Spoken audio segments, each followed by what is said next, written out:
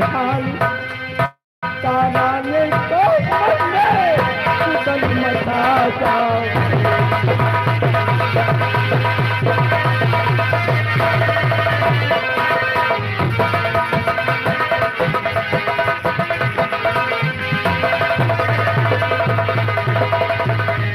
रानी तारा अपने बेटे की लाश को देख करके बहुत ही ज्यादा बिकल कर रही है। वो रो रो करके अपने प्राण को त्याग दे रही है, लेकिन अपने बेटे की लाश को लेकर के कहां जा रही है?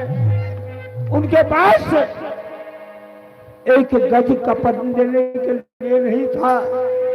अपनी साड़ी को फाड़ करके अपने बेटे के कफन दे रही है, लेकिन लेके कहां जा रही है?